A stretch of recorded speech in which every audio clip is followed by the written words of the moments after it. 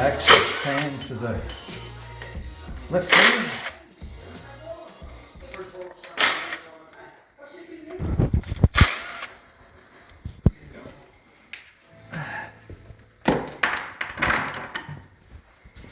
Some people have asked if I'm going with a performance engine for this, and the answer is no. This car is a rare car with matching number engine, and I wouldn't want to take away from the authentication of it. So it's going back to the original 6-cylinder, 3 in the tree, and that's what it'll be.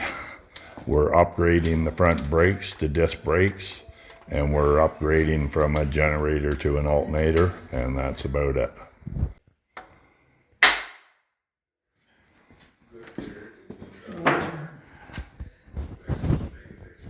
Yeah, okay, so we're removing the pistons today, and just to make sure, I marked the tops of the pistons as in relation to where the position they are, and they are also marked on the connecting rod cap down here. This one here is number 2, this one here number 5. They're all marked so that as you remove them, you don't get them mixed up. They'll go back into the same cylinder and oriented in the same way. Okay, so to remove the pistons, we will be removing the ridge that is built up at the top of the cylinder. That's from a little bit of wear, and it leaves a little bit of a ridge here. To get the pistons out, we need to cut that ridge down so that we can remove the piston and not damage the ring or the piston while removing it. And we'll be doing that using this tool here, which is called a ridge reamer. Okay, we have our ridge reamer installed in the cylinder. I have adjusted the cutting tool so that it's up near the ridge, and now I'm going to spin it around and cut the ridge out.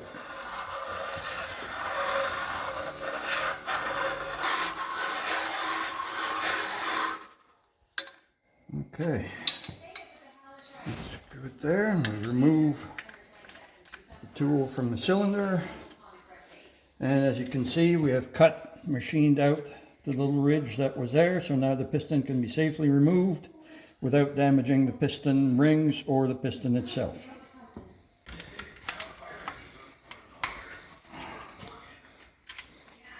Removing the pistons. Let's take one out here for the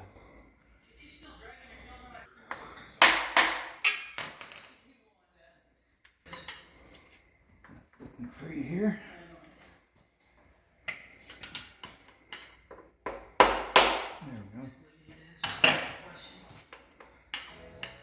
There we go. Voila! One piston. We can demonstrate that this is a 261, as demonstrated by these 2 hash marks right here on the block, and as well 2 hash marks on this side of the block as well. This identifies the 261 versus the 235. Here's just a little update on the 58 Pontiac Pathfinder Sedan Delivery project. We got all the pistons and all this good stuff taken out of the engine. Got all our components and all that good stuff over here. Have a nice little workstation. We have a few different sources of light, as you can see, so we can see every bit of detail. And here's the motor. You can see we've done a lot of scraping. There's a lot of black stuff, grease, oil, and the improvement's pretty significant. This side hasn't been scraped near as much, and there's a lot more of that crap on there. And this side looks like a brand new engine. Pretty excited to see where this project goes, because we've been making some nice progress so far. Got the car taken away, and that's pretty much it for now. Showing you some components that we have out here. Got the oil and everything over here. I just wanted to show you guys how we're working on this thing. So we have a little workstation here with the table.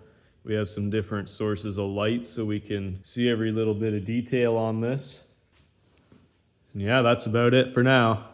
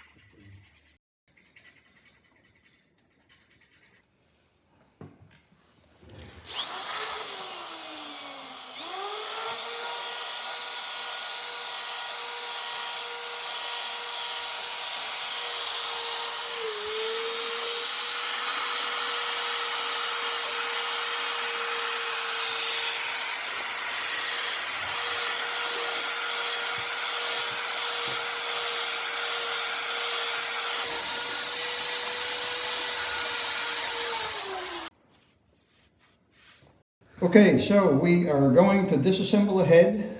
We are removing the valves from the head, and we've got our thing set up here. We're going to put the valve springs on this little tool here that I made to keep them all in order. I've got it marked front of engine, exhaust, intake valve, keep them all separate. We're using a valve spring compressor to compress the spring, and in here, right in here, there are two little locks called keepers. Right in here, so I've got to remove those. Hopefully this little magnet should pull them out like that. There's one half, and the other half should come right out here. There we go. Get that out. And that is what's called a valve keeper. That locks on the valve to keep the spring from coming out. And then we can pull the spring up like so. And we'll release the tension from it with our little tool here, so it doesn't go springing out. And once we release that, then we'll just place our valve spring on there. We'll put it upside down just so we don't lose the lock.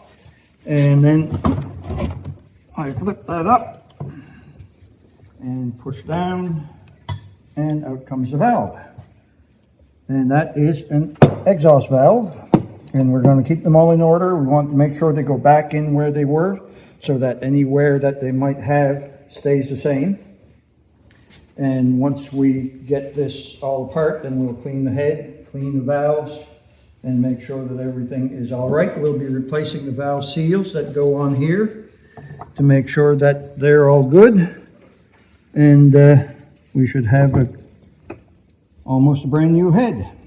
And that's how we take that apart. Okay, so we have here some exhaust valves, intake valves. The intake valves are larger in diameter, and the exhausts are smaller, you can see there. And what we have here is signs of, on this intake valve, there's oil on it, and that would indicate that the valve seal that goes up on the top here to keep oil from going inside the engine, the valve seal was failing and allowing oil to get past the seal and inside the engine onto the valve. So definitely we need to replace these little valve seals. Those are the valve seals that keep oil. And there's one here, if you look here, right here is the valve seal. And as the valve goes up and down, this little seal is supposed to keep oil from going into the engine or down by the exhaust. So this indicates that the seals do need to be replaced, which is a good thing that we're disassembling and cleaning and prepping everything for it to be usable.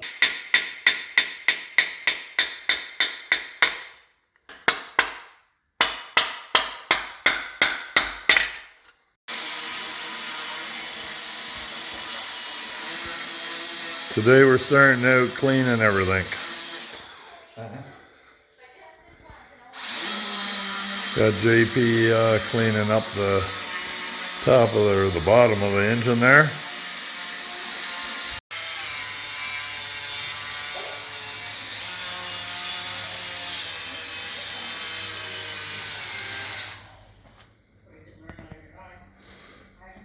Making any progress? Oh yeah, better all the time. This is the boring part, cleaning.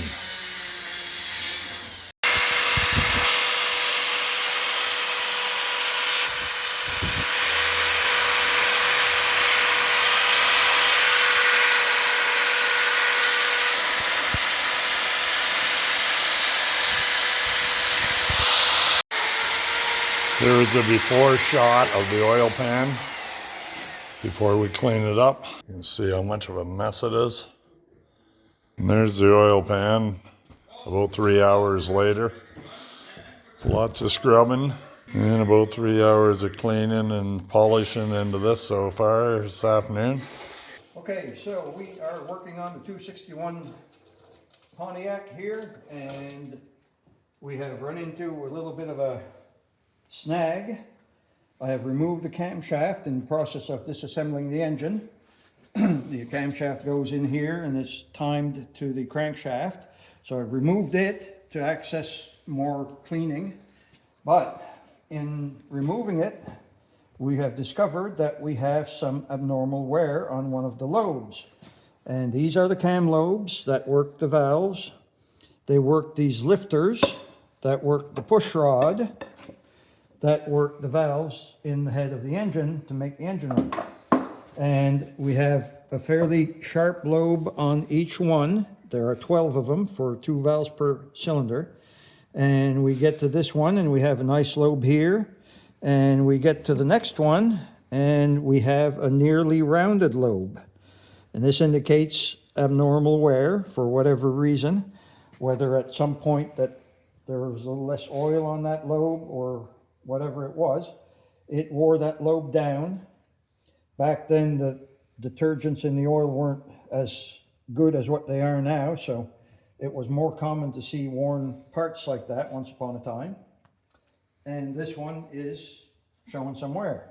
So now we need to determine whether we can get this camshaft fixed, whether it'll need to be replaced or just what. We haven't decided just yet which way that's going to go, but we need to address this issue before we put the engine back together and try to get it running.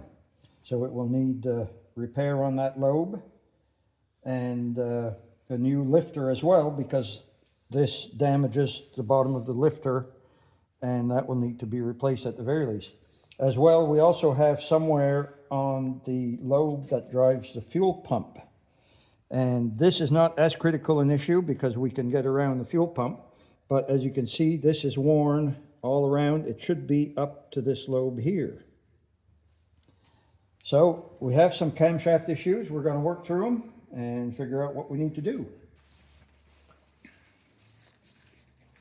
Okay, so we are removing the crankshaft from the 261 right now. I've loosened the main bearings. There are 4 main bearings, 1, 2, 3, and 4, that hold the crankshaft in the block, and they all have bearings in each one.